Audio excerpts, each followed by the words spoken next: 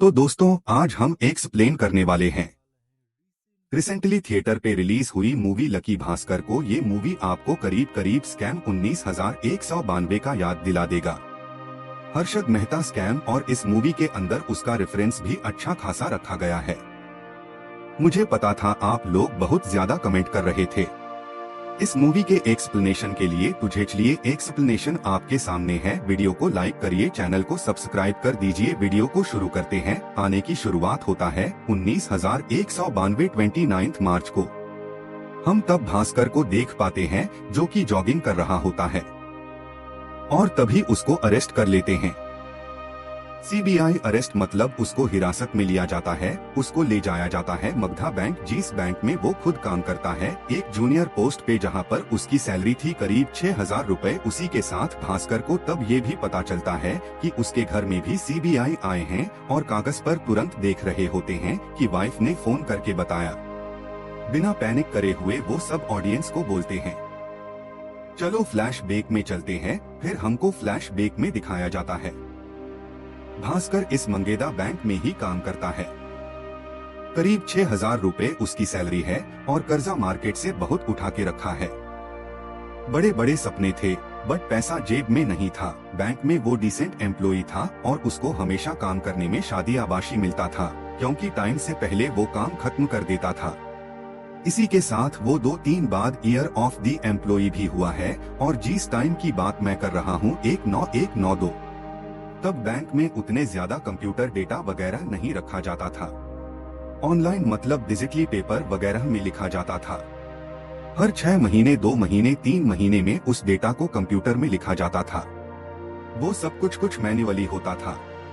User को लिखना पड़ता था और कंप्यूटर तब नए नए आए थे, उतना एडवांस भी नहीं थे। भास्कर के लाइफ के गोल्स तो बहुत ऊपर थे। इसी के साथ उसको एक गाड़ी भी लेना था, जो कि उसके 6,000 रुपए से तो कभी पॉसिबल नहीं था। ऊपर से मार्केट से कर्जा भी बहुत है। बैंक के लोन जो रीपे नहीं कर पाते, बैंक उनके कोई भी एक एसेट को जब्त कर लेता है। उसमें से एक मारुति 800 भी होता है, जो कि हर दिन भास्कर घर जाते टाइम बैंक के जब्त करे गए प्रॉपर्टी में देखा करता है। वो हमेशा ड्रीम करता है कि वो मारुति 800 वो खुद चलाए। अपने फैमिली के साथ ज्यादा टाइम वो अपने फैमिली के साथ बिताता है, पर उसके स्कूल का फ्रेंड सांबा के साथ भी कभी कभी वो घूम लेता है। थोड़ा थोड़ा पैसा जोड़े, इसलिए बैंक के बाहर वो और एक काम करता है, जहां पर वो लोगों के फॉर्म वगैरह फिल अप करवाता है। लाइक किसी को पैसे डिपॉजिट करना है, पैसे उज्ज्वल करना है, जैसे अभी आप बैंक में भी देखते हो। बहुत सारे ओल्ड एज लोग भी होते हैं जिनको फॉर्म अच्छे से भरना नहीं आता, वो भास्कर करके देता है। थोड़े मोड़े पैसे के लिए किसी का लोन कराना है, कुछ कराना है, वो भी भास्कर कराता है।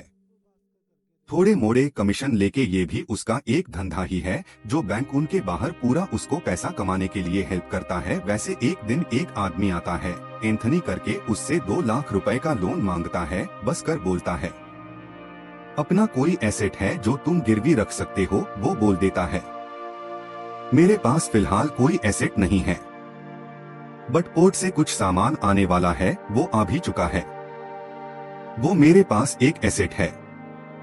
बस कर बोलता है कि ऐसे हम एसेट्स को नहीं जब्त कर सकते हैं और तुमको 2 लाख रुपए लोन भी नहीं मिलेगा। सिंपल सी बात बोल के बस के उधर से चला जाता है। भास्कर घर जाते टाइम मोहल्ले में भी चुपके छुपाते जाता है, क्योंकि मोहल्ले वालों से भी उसने उधार लेके रखा था। अभी अगर भास्कर के फैमिली बैकग्राउंड के बारे में बताऊं, भास्कर के फादर एक सीए थे, जो कि अपने दोस्त के साथ एक बिजनेस कर रहे थे। उसके बाद लॉस होने के बाद से उन्होंने कुछ नहीं बोला, मतलब वो चुपचाप रहते हैं, घर में ही रहते हैं, ज्यादा किसी को सलाह मशवरा वो नहीं देते। श्रीमती उसकी वाइफ होती है और उसका एक छोटा सा लड़का भी होता है। श्रीमती को अपना एक बिजनेस ओपन करना था, जो कि आचार का होता है। इसके लिए वो सोच रही होती है कि बैंक से लोन लेगी। प्रभाकर बोलता है पहले हमारा लिया हुआ कर्जा खत्म हो जाए, फिर जाके तुम बिजनेस स्टार्ट करना। तंगी तो उनके फैमिली में थी, ऊपर से रिलेटिव्स को भी आपको पता है, जब आपके जेब में पैसे नहीं होते वो आपको कितना इज्जत देते हैं। डिलीवर की इज्जत आपको नहीं मिलता, भले अब घर के जमाई क्यों ना हो। वैसे भास्कर को भी फेस करना पड़ता है 6,000 रुपए में कैसे? अपने फैमिली को अच्छे से खिलाएंगे, अच्छे से कपड़े पहनेंगे और सुविधाएं देंगे और रिलेटिव्स के ताने तो आपको सुनने ही पड़ेंगे। ऊपर से इन दोनों ने भागकर शादी किया था और सुमित के घर वाले अभी तक नहीं माने। कौन नहीं मानेगा? 6,000 तनख्वाह वाले एक लड़के को फिर अगले दिन फिर से भास्कर ऑफिस जाता है। उधर वही लड़का मतलब एंथनी उससे मिलता है, 2 लाख के लोन के लिए फिर से पैसा मांगता है। वो पूरा बिजनेस समझाता है। सर, मलेशिया से एक जहाज इलेक्ट्रॉनिक टीवी के साथ इंडिया है, जो इलेक्ट्रॉनिक्स टीवी उसके अंदर थे। वो टीवी मैंने 2,50,000 रुपए में खरीदे और इंडिया में आके मैं उसको बेचने वाला था। मेरे पार्टनर लोगों के साथ पार्टनर लोगों ने हाथ खड़े कर दिए और मेरा पैसा फंस गए। और भी मुझे 2 लाख रुपए चाहिए पूरे टीवी को खरीदने के लिए, नहीं तो कोर्ट वाले उसके ऊपर कब्जा कर लेंगे। अगर मैं वो टीवीएस को खरीदता हूँ, पूरा खरीद लेता हूँ और आज ही के दिन उसको डबल प्राइस में मैं बेच सकता हूँ, क्योंकि इंडिया में टीवीएस और इलेक्ट्रॉनिक्स की डिमांड बहुत है। तो अगर मुझे आप 2 लाख रुपए दे देते हो, वो बेच के मैं आपका पूरा लोन प्रीपे कर दूंगा एक ही दिन में और ऊपर से आपको कुछ कमीशन भी दूंगा। डील बहुत अच्छा था, ये भास्कर को भी पता है, पर उसके पास पैसे कहाँ?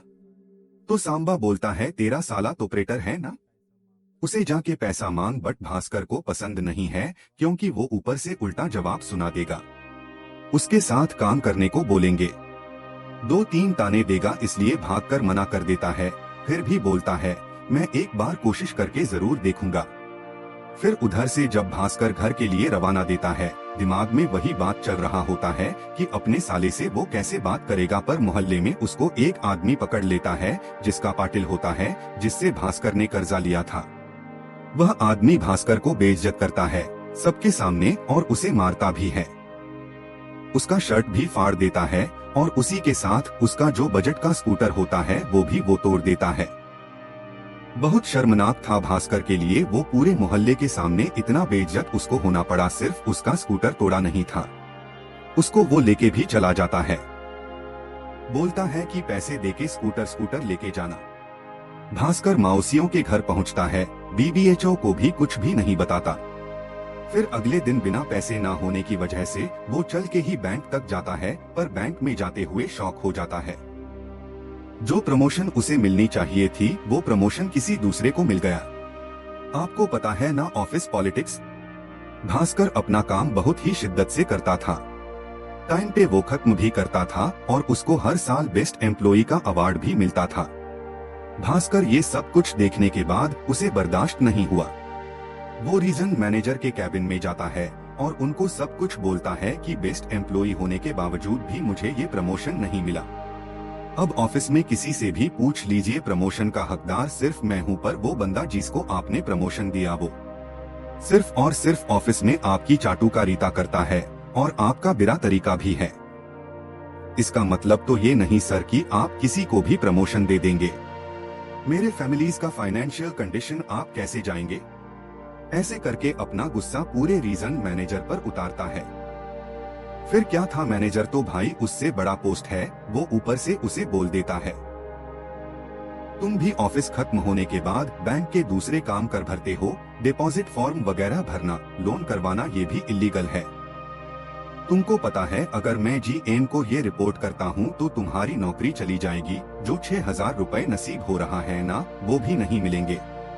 सोच समझ के बाद किया करो। भास्कर फिर उनसे माफी मांगता है, हाथ जोड़ के ये बोलते हैं, मुझे जॉब से मत निकालिए, और सारे एम्प्लॉई उसे देख रहे होते हैं। उधर भी उस बंदे को लेट होना पड़ता है। वो सब कुछ सहने के बाद भी भास्कर उस दिन पूरा डे ऑफिस करता है। फिर शाम को जब वो अपने दोस्त के साथ बैठा हुआ होता है, उधर फिर से वो एंथोनी करके लड़का आता है और भास्कर इस बार कुछ भी नहीं बोलता, सिर्फ उसे 2 लाख रुपए थमा देता है, ये बोलते हुए कि ये जो पैसे हैं ये बैंक से मैंने चुराए हैं और ये पैसे अगर मुझे आज नहीं वापस मिले मैं जेल जाऊंगा और हो सकता है कि मेरा पूरा परिवार जहर खा ले, तो ये तुम्हारे हाथ में है और तुम पर मैं विश्वास कर रहा हूँ। वैसे भी मेरा लाइफ पूरा खत्म हो चुका है। घर में ना कोई रिस्पेक्ट है, ऑफिस में ना कोई रिस्पेक्ट है, ऊपर से 6,000 रुपए से मेरा गृहस्थ जीवन भी नहीं चल रहा है। भास्कर ने अपने रिस्क पे बैंक से 2 लाख रुपए ले लिए थे। एंटनी के ऊपर भरोसा करके अब से ये तीनों मानो पार्टनर बन चुके थे। सबको आपका राज पता था। भास्कर कहां से पैसे ले आ रहा है और आगे कैसा बिजनेस होगा। और जिस दिन भास्कर ने पैसे दिए थे उस दिन शनिवार था। सोमवार को फिर से बैंक खुलेंगे। भास्कर को 2 लाख रुपए बैंक में रखना पड़ेगा, नहीं तो सबको पता चल जाएगा। भास्कर रात को बैठा रहा उस आस में के टीवीएस बिकेंगे डबल प्राइस में, उसको बैंक का भी पैसा मिलेगा, खुद का कमीशन भी एंड ऑफ द डे वो हो जाता है, टीवी भी बिक जाता है डबल प्राइस में और भास्कर को अपना कट भी मिलता है और बैंक का पैसा भी। वो मंडे पहले बैंक में जाते ही वो पैसा रख देता है छुपा के। फिर क्या था, शेर के मुंह में एक बार खून लग चुका है और आगे भी वो पैसा बनाएगा। शनिवार को वो एंटनी को हमेशा पैसा दिया करता था और मंडे जाते ही वो बैंक में वो पैसा मिला देता था, किसी को पता नहीं चलता था। एंटनी के अच्छे खासे कनेक्शन पे विदेश में वो इलेक्ट्रॉनिक सामान वगैरह मंगवाना था और इसको इधर 70% 40% ऐसे की डबल प्राइस पे भी चीजें बेचा करता था और इन तीनों पार्टनर्स के बीच पैसा सामान करके डिवाइडेड हो जाता था। फिर वो तीनों मिलके ये डिसाइड करते हैं कि अगर हम कोई भी गुड्स एक लार्ज अमाउंट में मंगवाते हैं तो उसमें टैक्स लगेगा जो पूरा बना हुआ है। अगर हम पार्ट्स के नाम पे उसको लाते हैं तो उसमें टैक्स भी कम है। बाकी इधर हम असेंबल करके उसको आगे बेच सकते हैं। धंधा उनका बहुत अच्छा खासा चल रहा था। फंड कर देता था तुम्हारा भास्कर और के कनेक्शन के वजह से वो बिक जाता था और कस्टम वालों को भी थोड़ा खिलाना पड़ता था। ये सब कुछ देखता था उसका दोस्त तांबा। धीरे धीरे भास्कर के लाइफ पटरी में आने लगी थी, उसको पैसे आने लगे थे। बेटे के बर्थडे भी जोरों जोरों से मरने लगा था। अपनी वाइफ को भी सारी गहने वगैरह दिलाता था और खुद भी अच्छे कपड़े पहनने लगा था। रिश्तेदारों की जलने लगी, लोगों को नजर पड़ने लगी। भास्कर मानो थोड़ा बदला बदला भी रहने लगा था क्योंकि हाथ में पैसा आ चुका था। वो ज्यादा टाइम बाहर रहने लगा था, ऊपर से शराब वराब भी पीने लगा था। उसकी बीवी सुमित भी नोटिस करने लगी थी कि उसमें कुछ बदलाव आया है। भाई कोई मिडिल क्लास का बंदा जिसके पास इतने पैसे अचानक से आने लगेंगे वो कैसे खर्च करेगा, वो उसे भी पता नहीं। भास्कर के लाइफ में सबको कुछ ठीक ही चल रहा होता है। उसके बेटे के बर्थडे पार्टी में एंटोनी भी आया होता है और उसका दोस्त शांबा भी। एंटोनी भास्कर को अपनी मन की बात बताता है कि मेरे पार्टनर ने जब मुझको धोखा दिया था तब मैं बहुत कर्जे में चला गया था, पर तुम लोग जब मेरे नए पार्टनर बने हमारा बिजनेस आगे बढ़ा, मैंने ठीक ठाक पैसा कमा लिया और आज मेरा बेटा भी विदेश में पढ़ रहा है। उसने मुझे बुला लिया है। पहले चाहता हूँ कि एक बड़ा सा हाथ मारूं और पूरा सेटल हो जाऊं यार। इसके लिए मेरे पास एक सॉलिड आइडिया है। दुबई से 3 कार आ रहे हैं जो कि बेनामी है, उसका कोई नंबर प्लेट वगैरह नहीं है। उसको हमको खरीदना है और आगे जाके बेचना है। उसके लिए करीब करीब 10 लाख रुपए चाहिए। आप लोग भी सुन रहे हो ना, 10 लाख रुपए अगर आज की टाइम की बताओ तो ऑलमोस्ट वो 5 करोड़ तो हो ही जाएंगे। तो ये अमाउंट बहुत ही बड़ी थी। भास्कर के लिए वो बोलता था 1-2 लाख की हेराफेरी करता हूँ, वही सही था। 10 लाख रुपए बहुत ज्यादा होते हैं। अगर मैं पकड़ा गया तो जेल जाऊंगा और इसमें मेरा फैमिली भी इन्वॉल्व होगा। पर मैंने आपको पहले ही बताया था, शेर के मुंह में अगर एक बार खून लग जाता है वो जरूर अगला शिकार करेगा। वैसे ही कोई गरीब आदमी या मिडिल क्लास आदमी अगर पैसे का निशाचक लेता है वो जरूर आगे पैसे कमाने के लिए किसी भी हद तक गुजरेगा। जो भास्कर ने वो रिस्क फिर से ली। वो 10 लाख रुपए फिर से बैंक से चुरा लेता है। फिर हम देखते हैं दुबई से गाड़ी तो कंटेनर में आता है और जिस डीलर को जाके वो गाड़ी बेचेंगे उसको पुलिस ने और एक केस में जेल में डाल दिया है। तो गाड़ियां तो अभी बिकने से रही। भास्कर को सेम डे पैसे भी था क्योंकि उसको मंडे जाके बैंक में वो पैसा रखना था। अभी उसके पास क्या ऑप्शन है, इसको आगे कहीं भी जाके भेज दे बढ़िया। ऐसे वैसे कोई कार्स नहीं थे कि इंपोर्टेड थे जो कि दुबई से आए हैं। पुलिस को थोड़ी भी भनक लग गया और एक कोई भी डीलर आगे जाके इसको बेचने की कोशिश किया तो ये लोग फंसेंगे, ये तो कंफर्म है। भास्कर फिर दिमाग चलाता है। वह रास्ते से कुछ गरीब भिखारियों को उठा लेते हैं, कुछ पैसे देके और उनको नेताओं का कपड़ा पहना लेते हैं और एक सुंदर सी हॉट लड़की को उनके घर में बिठा लेते हैं और उनके साथ खुद भी बैठ जाते हैं। और इंडिया में अगर नेता लोग ऐसे कहीं पर घूमते इंपोर्टेंट गाड़ियों में, वो नॉर्मल होते हैं। पुलिस क्या उनको कोई भी नहीं रोकेगा? सिंपली उधर से वो गाड़ियां लेके चले जाते हैं गोवा और गोवा में लेके जाके अच्छे खासे प्राइस में इसको बेच देते हैं। गोवा में ऐसे लोग आते हैं, बिजनेसमैन वगैरह आते हैं, जो इजीली से गार्लिस वगैरह खरीद लेते हैं, तो तब पैसा भी इन कैश हो जाता है और भास्कर को अच्छा खासा मुनाफे भी होता है। गोवा से सीधा एंटनी अमेरिका चला जाता है, अपने लड़के के पास दूसरे दिन मतलब मंडे जाता है। भास्कर उस पैसे को जमा करने के लिए बैंक में, और बैंक में पहले हम देखते हैं कि पुलिस की रेड पड़ी थी और उसके साथ सीबीआई की भी, मतलब बैंक में कुछ इंफॉर्मेशन आया था। वही तो बैंक से कुछ स्कैम वगैरह कर रहा होता है। भास्कर की हालत खराब हो चुका था। तब भास्कर को ये देखने को मिलता है कि बैंक का जो आरईएम होता है और जूनियर आरईएम, उन दोनों को अरेस्ट कर लिया जाता है, क्योंकि वो भी बैंक में जोल चाल कर रहे थे। भास्कर की भी तब हालत खराब हो जाता है कि उसके पास भी 10 लाख का नोट से भरा हुआ बैग हुआ होता है और ये बंदा बहुत ही शातिर है। वो कैसे भी करके उस बैग को पुराने नोट में मिला देता है। इधर तो वो बच जाता है और उसके मन में वही चल रहा होता है कि वो कभी भी फंस सकता है, पर उसने अच्छा खासा पैसा कमा लिया था। इस बार गाड़ी वाले डील्स है। फिर उसे पता चलता है कि उसका भाई वो विदेश में उसका स्कॉलरशिप में जॉब लगा है, वो जाना चाहता है उधर, और उसके पास पैसे नहीं है और अच्छा खासा खर्चा भी होने वाला था। तो अपना सारा पैसा भास्कर उसके एजुकेशन में डाल देता है और उसके रहने के लिए भी। तो फिर से भास्कर के पास बहुत ही कम पैसे बचे हुए होते हैं। फिर अगले दिन जब भास्कर ऑफिस जाता है, बैंक के जो चेयरमैन होते हैं वो रूल्स को चेंज कर चुके थे। जब एआरएम वगैरह जेल चले जाते हैं, इस काम करने के बाद भास्कर को वो लोग असिस्टेंट जी पोजीशन पे डाल देते हैं और सैलरी सीधा 6,000 से 19,000 हो जाती है। ये बंदा तो बहुत खुश हो चुका था, बट उसके लिए 19,000 रुपए तो कुछ भी नहीं थे। मन ही मन खुश हो रहा था कि अच्छा खासा प्रमोशन उसको मिल चुका है। घर में बीवी तो इसी पैसे की रोटी खाने से खुश रहेंगी। इसी के साथ चेयरमैन उसे ये भी ऑफर देता है कि तुमको अगर कुछ एडिशनल चाहिए तुम वो भी बोल सकते हो। तो पर्क्स क्या मांगता है?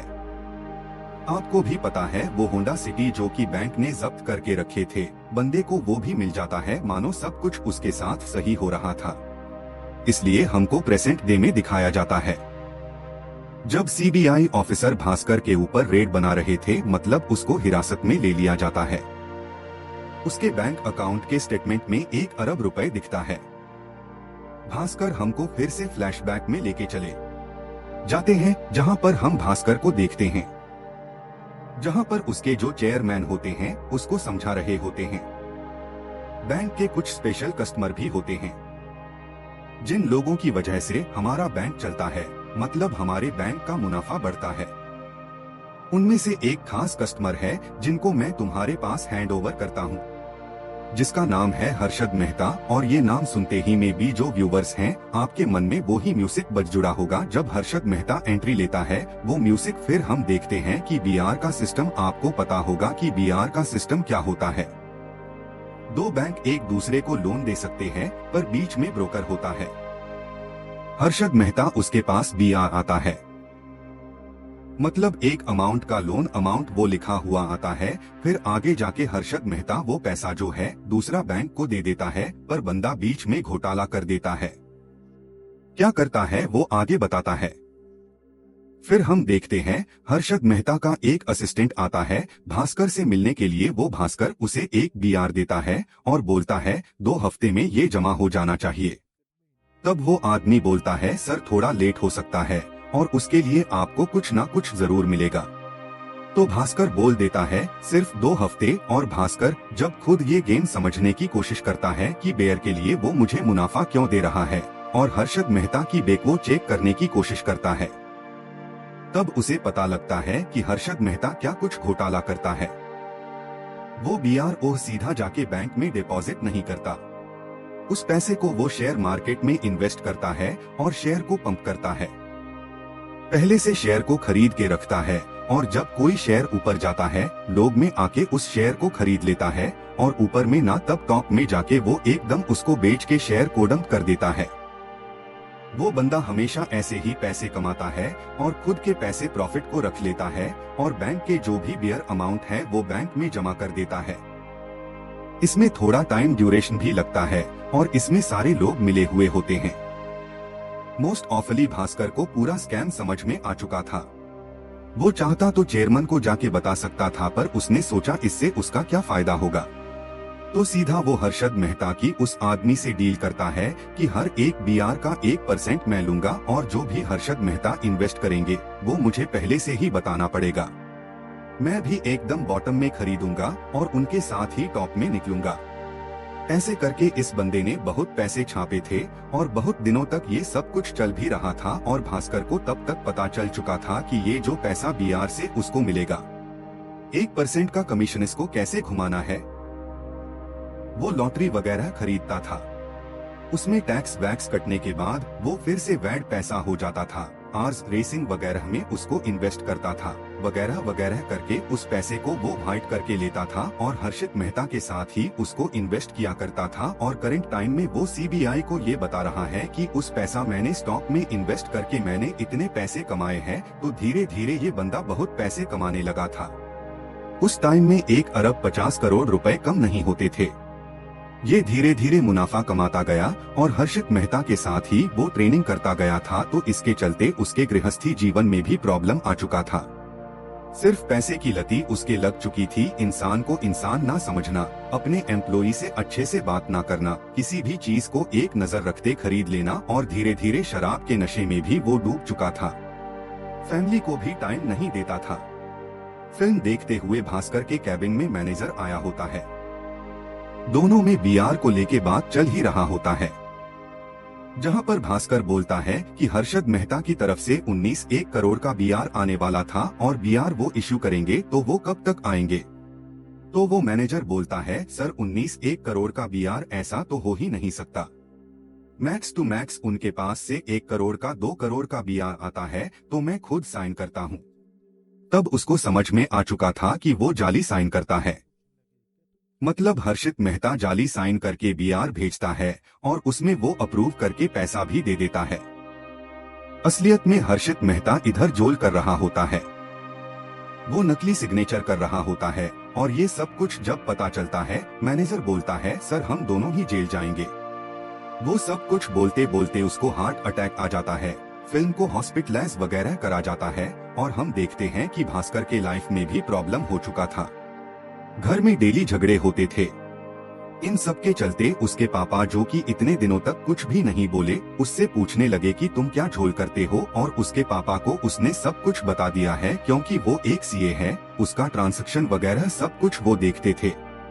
ऑनेस्ट वाले रास्ते से इतना पैसा तो उसका लड़का नहीं कमा। भास्कर के साथ उसके पिताजी की कुछ तो बातचीत होता है। फिर भास्कर अगले दिन वो ऑफिस जाता है, उसको फिर से प्रेशराइज कराया जाता है एक सीनियर अथॉरिटी के द्वारा कि इस बियर को तुम अप्रूव करो हर्षद मेहता के, बट भास्कर नहीं करता। वो डिजाइन देके बाहर चला आता है। फिर अगले दिन सुबह ही उसको ये सीबीआई ऑफिसर पकड़ लेते हैं। वो सीबीआई ऑफिसर आखिर में उसे ये सलाह देते हैं तुम्हारे अकाउंट में मुझे 100 कुल रुपए हैं, उनका हिसाब तुम भले मुझे दे दो और इनकम टैक्स को इसके बारे में कुछ भी नहीं पता और मैं चाहूँ कि तुम्हारी लाइफ हेल्प भी कर सकता हूँ। इससे अच्छा तुम हर्षद के बियर को अप्रूव कर दो। मतलब बैंक के हायर अथॉरिटी के साथ ये सीबीयू ऑफिसर भी मिला हुआ है। वो भी चाहता है कि इसका अप्रूवल हर्षद को मिल जाए। भास्कर के पास कोई ऑप्शन नहीं था, उसको सब कुछ साइन करके हर्षद को देना पड़ता है और 0.0000000 उसके बैंक में थे, वो भी उसको ड्राफ्ट में लिख के देना पड़ता है कि वो हर्षद को वो देगा। और चौंका देने वाली बात ये थी जब भास्कर ये सब कुछ करके निकल जाता है। 2-3 दिन बीत जाता है जब उस पैसे को रिडीम करने के लिए हर्षद के लोग बैंक में जाते हैं। उधर कोई पैसा था ही नहीं। मैंने पहले आप लोगों को बोला था कि कंप्यूटर नए नए आए थे। 6 महीने के ट्रांजैक्शन कंप्यूटर में बाद में लिखा जाता है। और बैंक का प्रोसीजर भी बहुत स्लो होता है। उसको काम में लेते हुए ही बहुत पहले ही उसने पैसे निकाल लिए थे, बट ट्रांजैक्शन और डिटेल में अभी भी लिखा हुआ था कि उसके बैंक अकाउंट में 1 अरब रुपए हैं, क्योंकि ये सारा स्ट्रेटेजी है और सारा आइडिया उसे दिया था उसके पापा ने, जो कि एक सीए थे। इसी के साथ भास्कर को ये भी सलाह दिया गया था कि उस पैसे से अमेरिका में एक प्लॉट खरीदो और हम लोग सब लोग उधर शिफ्ट हो जाएंगे। सब कुछ ग्रीन कार्ड के थ्रू तुम खरीदना, क्योंकि आज नहीं तो कल तुम्हारे पीछे आरबीआई, सीबीआई वगैरह जरूर पड़ेंगे। इससे अच्छा कंट्री ही छोड़ देते हैं। और भास्कर ने वही काम किया, क्योंकि उसके पापा सीए थे। उनको सारा लीगल प्रोसीजर, स्ट्रेटेजीज वगैरह पता थे, तो बैंक के लूपहोल के बारे में लड़के को पता था और सारे स्ट्रेटेजीज के बारे में उसके पापा को पता था। अगर लेके भास्कर उसकी पूरी फैमिली अमेरिका शिफ्ट हो जाते हैं और इसी के साथ लकी भास्कर मूवी की एक्सप्लेनेशन खत्म होता है।